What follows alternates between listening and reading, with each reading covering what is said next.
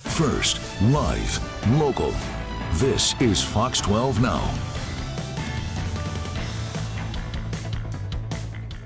Hello, everyone. This is Fox 12 Now. I'm Greg Nibbler. As always, appreciate you joining us. We are live streaming on our apps, on our website, and on YouTube and Facebook, which means if you're watching, you can leave comments and questions as well as we go throughout the show. And one of the great things we get to do here is we get to have our amazing reporters on to talk about the things that they are covering, including our Fox 12 investigative team. We've got Ezra here with us right now. It's so good to have you back here. Absolutely. Glad to be back. And, I know we talked about it last time that you love digging through data. I do. You love going through the numbers. I do. And that's kind of what this is about. Indeed. So we got a announcement last month from Target saying that they are going to be closing 9 stores across the country, 3 of them here in Portland. They cited crime and worker safety as the reason for having to close those locations. We weren't sure that was exactly it. They didn't give us the data, so we dug into some of it our own. We pulled some police dispatch data and found the story might be a little bit more complicated than they originally indicated. Yeah. So if we want, we put a whole story together. Yeah. Why don't we take a look? Yeah, let's do that. We'll run this, so this will give you some of the context, and then Ezra has more details and stuff that we'll get into right after that. So let's catch everybody up here. It's a volatile time for the retail industry. From e-commerce to inflation, there's a lot of pressure on the bottom line. But according to Target, there's a more nefarious reason for shuttering 3 stores across the city. Retail crime isn't new. We've seen the videos of smash and grabs, sprays in halls and daylight, and even armed robberies. And in a business that can have tight profit margins, losing inventory to theft can really hurt the bottom line. So it wasn't entirely surprising when Target blamed crime as they announced the closure of 3 locations in the Portland area last month, saying, "We cannot continue to operate in these stores because theft and organized retail crime are threatening the safety of our team and guests and contributing to unsustainable business performance." But when the Fox 12 investigative team took a look at police dispatch data from stores around Portland, the numbers don't support Target's stated reasoning. We compiled police dispatch data from these 6 locations around Portland. What we found was that every Target remaining open had higher property crime rates, like burglary, theft, and robbery, than the stores slated to close.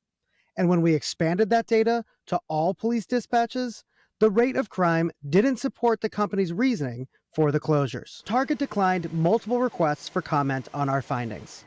The company does not make data about theft at stores publicly available. And across the country, a similar story.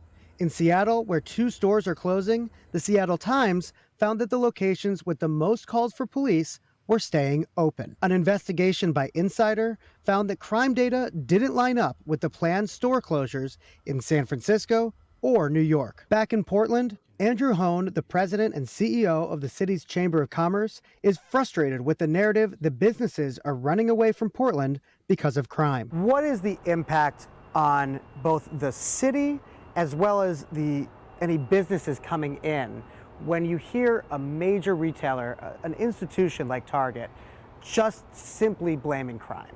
Right, and I think you see these large national chains and employers making announcements like this, and we're part of a bigger repositioning. This happened with Walmart. This is not a new phenomenon, and we know that this is because of much bigger economic considerations than just a single topic. It's part of the conversation. Public safety is part of the conversation. But what it does is feed into a national narrative that there is an issue here in Portland that is much worse than our neighbors or our peers, and we know that isn't true. And the impact to the community goes beyond losing a place to shop. Across the 3 closing stores, 158 employees will lose their jobs. To lose an anchor business like a Target that serves a neighborhood that has people living there is extremely challenging and frustrating. And it does not help the reputation of Portland to lose stores, to lose employers, to lose jobs, and to lose a neighborhood amenity like that. Hone is the first to acknowledge that crime in downtown Portland has been a challenge and needs to be addressed. But he says there is a bigger picture that this Target announcement seems to be disregarding. So I think first, let's just be real, not a good story. I think the nuance that you're describing is something that we have been struggling with here for so long. where we are hearing one story from businesses about why they're closing, but understanding that there are realities that are much bigger than just a simple black and white. We know that the story is much more complex than just, hey, it's crime. 3 stores across Portland locking their doors, leaving behind a community and unanswered questions. Now, Target says some of those employees will be offered positions in other stores around Portland, and the company will offer severance for those who are out of a job. But once these 3 stores empty out, it's going to be really tough to find a new tenant for these spaces, especially a company that will employ as many people as Target. Ezra Kaplan, Fox 12 Oregon. All right, fantastic report right there. A lot of detail in there, and you covered so many different things. Even something there you just said at the end that replacing those buildings with something else is going to be very difficult. It's going to be a real challenge. Yeah. It's one of the things that the Chamber of Commerce, or the folks we spoke to at the Chamber of Commerce, was really kind of concerned about, which is that these are pretty unique spaces, specifically like the Galleria location, right? Yeah. That is a large retail space. Not any business can come in and take over that space, right? You can't just, it's not going to probably be a small local shop. So finding a new tenant for that space, and like I was saying on that piece, finding somebody who's going to actually hire enough folks so we don't have a loss of employment. Yeah, So, yeah. I mean, huge. Yeah. And that one on Powell too. I mean, that's a huge Absolutely, location right absolutely. there. Yeah. These are large well, yeah, it's a mix of footprints of stores, but yeah. So they were claiming theft, and that's one of the main reasons. The data seems to indicate that may not be the entire story. So we go into that a little more too. And I do want to acknowledge also that people are on Facebook, so we are live. We're live streaming Facebook, YouTube. Yeah, if you have comments or questions for Ezra, Happy to take please drop those in there, and we will we'll address those. Yeah, and so this is kind of the whole base of our story is that Target came out and really clearly said we're closing these stores and we're doing it because of crime. And so whether crime plays into that or not, I'm sure it does, right? Crime is a serious problem, and it needs to be addressed. The issue is what other things are playing into that decision as well, and we dug into some of Target's sales, their earning reports, and the reality is year over year for the brick and mortar locations that they have in their most recent quarterly earnings report, the sales in those brick and mortar locations are down about 5%. So for stores that were open a year ago, as of earlier this, probably a couple months ago, those stores are making 5% less in terms of their sales. Wow. Additionally, one of the other things that's a little tricky that we're seeing in some of the other cities where these are closing, where locations are closing, is that the small format stores, the small format Targets, have a little bit less inventory, they're a little bit more neighborhood focused. They don't seem to be doing as well in some of these areas. Just earlier this year, Target closed 4 of them in other cities across the country, citing specifically sales numbers. And so, one of the questions we had is, are those sales numbers, is the business performance really playing into this decision to close? Right. And if it is, why are we only hearing about the crime? Yeah, and what's the correlation there? I mean, how does that, if it's just sales in those other locations, but yet crime is so bad here, Right. From that claim. That's pretty interesting to see how that plays out. And I am assuming, didn't give you That's right. an answer. And so it's one of the things that was actually really challenging about this story is that we had a lot of questions about these stores closing. Yeah. And so last week, as we were just starting to put this story together, reached out to Target and said, we'd love to get comment. We'd love to talk to you. We want to learn a little bit more about your decision-making process. Yeah. I followed up a couple times. They didn't respond. And I will say, from my history working with Target, they are generally responsive on things. And we paired our reporting with some others, Seattle Times, Business Insider, New York. Yeah. Everybody kind of got the same answer, which was no answer. And so it makes it hard to tell the full story when all we have is an initial statement and the data that we've pulled from police dispatch. Right, and nothing to connect any of that together from them. Seeing some comments here, Linda says lots of theft doesn't get reported until an inventory is done. So that certainly could be part of it. And it's one of the challenging things about this is that Target is a publicly held company. It has shareholders. However, there is no obligation by the company to share these internal theft statistics. And the reality is theft is a real problem for basically any retail company. Right. And one of the biggest parts of theft is actually internal theft, right? Employees that are stealing, that are taking inventory.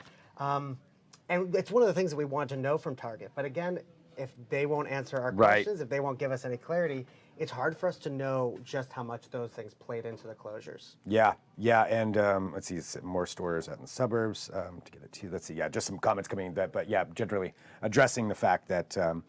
Let's see, Christina says, it's because of inflation, making it way too expensive to live. People resort to stealing.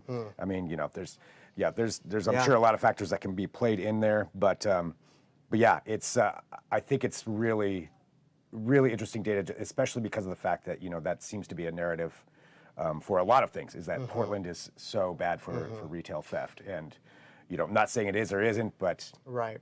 Again. Yeah, and it's one of the things that the Chamber of Commerce really stressed was that that while we are seeing closures, while we are seeing businesses leaving Portland, and talking about the difficulty to operate here, as well as in places nationwide, we're also seeing other businesses coming into Portland. The president of the Chamber of Commerce used the example of the Ritz-Carlton coming into downtown as a commitment to the city. He also really stressed that there's a lot of small businesses in the downtown area in Portland that actually seem to be doing quite well. And so, the reality is it's complicated, right? It's a tough business environment, but let's make sure that we're acknowledging the complicated nature and not just saying Portland's too filled with crime for business to operate, because I don't think that really covers the whole economic landscape that we're dealing with. Nothing is really as cut and dry as something like that. I mean, it's always, whenever I hear the black and white, I'm like, is it really as black and white as we're trying to make it seem? Well, and that's why these reports like this are so great. To bring this to light. Thank you. To go through and find that information out, because it's not something that most of us are going to have access to. And then Ezra goes and pulls it. We sit around and crunch the numbers and try to get to the bottom of the story.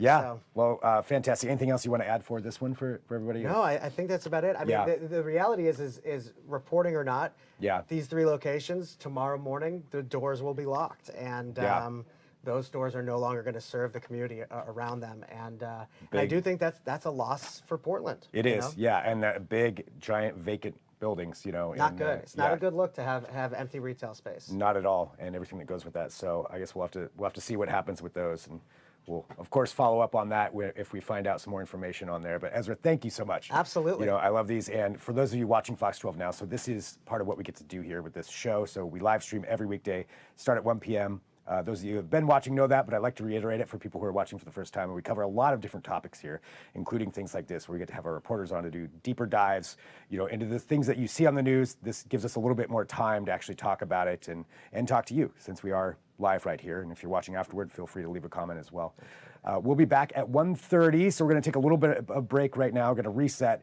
Completely different topic at 1:30. We're going to be talking about the Astoria International Film Festival. So that's taking place this weekend. So we're going to be covering that. We've got the Fox 12 Weather Podcast coming up today. So lots of things. And if there's breaking news, this is also where to go. We've had a couple of breaking news stories just this week alone. So that you can go to wherever you're watching us right now, go right there. And if you see something breaking, we will come to you with the information that we have on it and get that to you as quick as possible. So a lot of things to watch and to know about on here. So thanks for joining us.